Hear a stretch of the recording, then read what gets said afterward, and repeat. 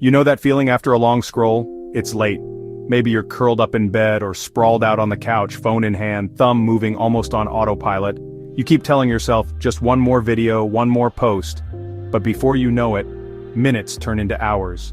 The world outside fades away and you're left in this strange, in-between state, half awake, half lost in the endless feed. Time vanishes and suddenly you're staring at the ceiling, feeling empty. It's like you've been on a mental treadmill, running but not really getting anywhere. Your mind is buzzing, but your heart feels kind of hollow. You're not sure what you just spent all that time looking at, but you know it didn't really fill you up. It's not sadness, not happiness, just this weird, disconnected blah. It's a numbness that's hard to describe, like you're floating outside your own life, watching it happen instead of living it. You might even feel a little guilty, wondering why you wasted so much time, but you can't quite put your finger on what you're missing. Social media connects us to everything, yet somehow leaves us feeling alone. We're surrounded by updates, messages, and notifications, but real connection can feel further away than ever. Even when we're in a room full of people, everyone's eyes are glued to their screens, and the silence between us grows. We see everyone's highlight reels, then look at our own unfiltered lives and wonder if we're missing out. It's easy to forget that what we see online is carefully curated, the best moments, the happiest smiles, the most exciting adventures. Meanwhile, we're left comparing our behind the scenes to someone else's greatest hits, and it can make us feel like we're falling short. It's a paradox. The tool meant to bring us together can make us feel isolated. We crave connection, but sometimes the more we scroll, the more distant we feel from the people around us and even from ourselves. The constant stream of information can be overwhelming, and it's easy to lose sight of what really matters. Our emotions swing wildly as we scroll. One moment, we're laughing at a hilarious video or meme, feeling like we're part of an inside joke with millions of strangers. The next, we're hit with news that makes us anxious, or a post that stirs up envy or insecurity. It's a constant back and forth and it can leave us feeling exhausted. One minute you're laughing at a meme, the next you're jealous of someone's engagement or new house.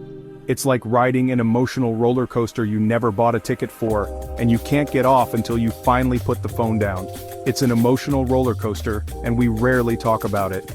We keep these feelings to ourselves, thinking we're the only ones who feel this way, but the truth is almost everyone has experienced it at some point.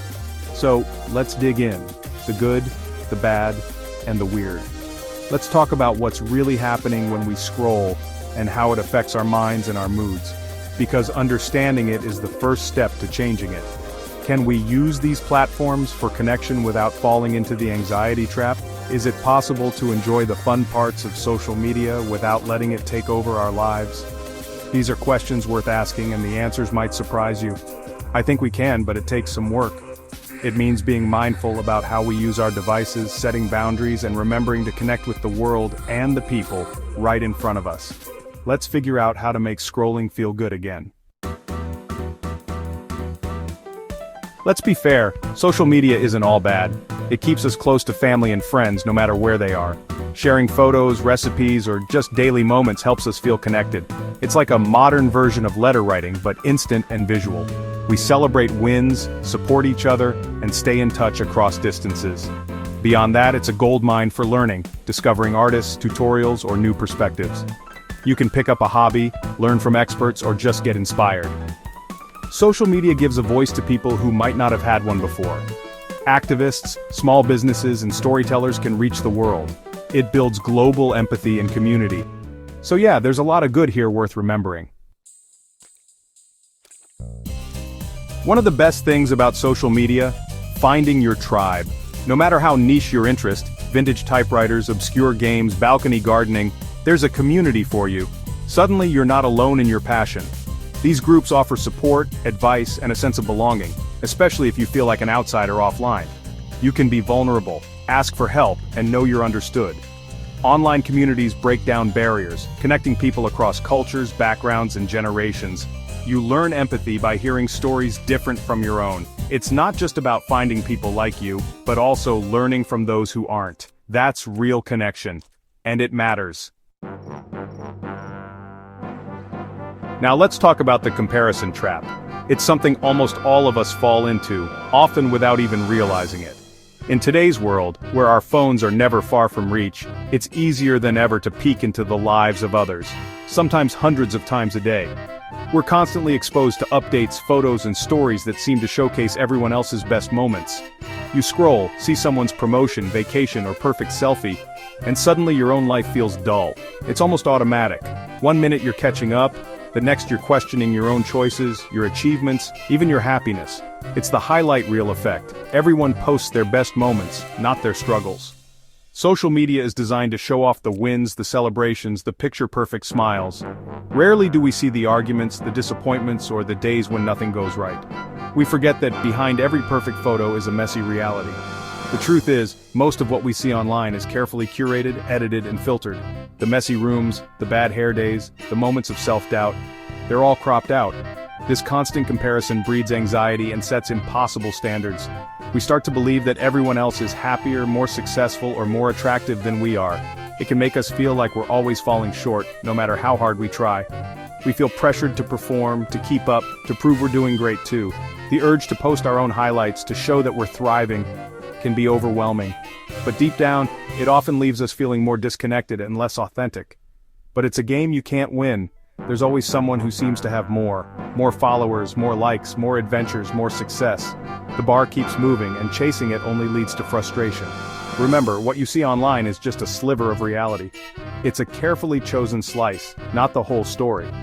Everyone has struggles, insecurities, and off days, even if they never make it to the feed.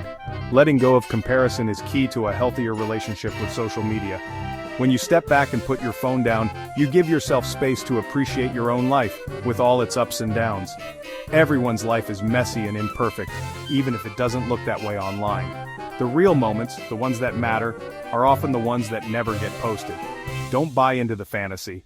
Social media is just one tiny window into someone's world, and it's rarely the full picture. Focus on your own journey. Celebrate your progress, your real moments, and your unique story. The only life you need to measure is your own. Let's talk about FOMO, the fear of missing out. Social media is a master at making us feel left out. You see friends at a party or on a trip, and suddenly you're questioning everything. Before social media, you might not even know what you were missing. Now every event you're not at is broadcast in real time. FOMO isn't just about parties, it's about trends, shows, even products. It creates pressure to keep up, to always be in the loop.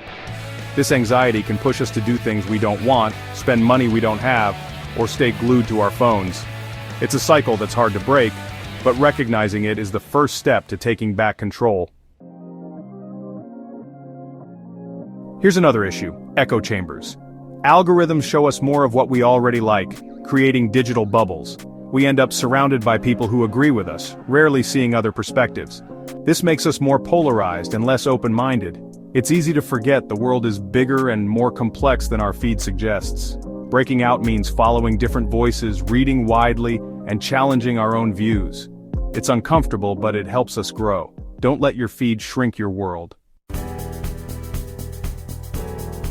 So, how do we make social media work for us? It's not about quitting, but about using it intentionally. Start with mindful scrolling. Notice how content makes you feel. Unfollow or mute accounts that drain you. Fill your feed with things that inspire or uplift. Remember, you control what you see and what you share. You don't have to post a highlight reel or perform for anyone. It's okay to be real, or to not post at all. Sometimes the best moments happen when your phone is away. Resist the pressure to perform. Curate your digital space for your own peace. Social media is your tool. Use it. Don't let it use you. That's the real power.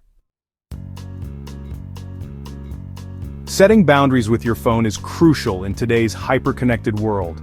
Our devices are always within reach, buzzing with notifications and tempting us to check just one more thing. But if you don't set limits, your phone can easily take over your time and attention, leaving you feeling scattered and drained. Taking control starts with a simple decision. You get to choose when and how you use your phone, not the other way around. Social media apps and endless feeds are designed to keep you hooked, using clever tricks to grab your attention and keep you scrolling. It's easy to lose track of time and end up feeling overwhelmed or anxious. Recognizing this is the first step to fighting back and reclaiming your focus. Use the tools built into your phone to help you. Most smartphones let you set daily limits for specific apps or categories, so you can decide ahead of time how much is enough. Setting these boundaries can help you become more mindful of your habits and make it easier to stick to your goals. Try creating phone-free zones or times in your day. For example, make mealtimes a chance to connect with family or friends without distractions, or leave your phone outside the bedroom to help you wind down before sleep. These small changes can make a big difference in your relationships and your rest. Give your brain a break from the constant stream of information. When you step away from your screen, you allow your mind to rest, recharge, and process your thoughts. Even a few minutes of quiet can help you feel calmer and more focused. Make it a priority to be present with the people around you. When you put your phone down, you open yourself up to deeper conversations, shared laughter, and real connection. These moments are what truly matter and help build stronger relationships. Plan activities that don't revolve around screens or posting online. Go for a hike, play a board game, or cook a meal together. These experiences create lasting memories and remind you that fun doesn't have to be shared on social media to be meaningful. The memories you make offline are often the ones that stick with you the longest. When you're fully present, you notice the little things, the sound of laughter, the warmth of the sun, the feeling of being together. These are the moments you'll cherish. Don't be afraid to take a digital detox now and then. Try deleting your most distracting apps for a day, a weekend, or even longer. Put your phone in a drawer and step outside. You might be surprised by how much lighter and more present you feel. When you look up from your screen, the world feels bigger and brighter. Boredom isn't something to fear. It can actually spark your creativity and help you discover new interests or ideas. Let your mind wander and see where it takes you. Reconnect with yourself and the people you care about, away from the constant pull of notifications. Real conversations and shared experiences are what help us feel grounded and fulfilled. Give yourself permission to unplug. It's a reset your mind and body will thank you for, and it's the first step toward a healthier, more balanced relationship with technology. In the end, social media is personal. It can be a happiness trap or a connection hub. It's all in how you use it. The power is yours. Make choices that protect your peace. Check in with yourself. How does scrolling make you feel? If it drains you, change something. Even small shifts help. Remember, what you see online isn't the whole story. Your life doesn't need to look like anyone else's. Your worth isn't measured by likes or followers. What matters is how you show up in the real world. Let's talk about what works for you. Share your tips and stories. Together, we can make this digital world a healthier, happier place.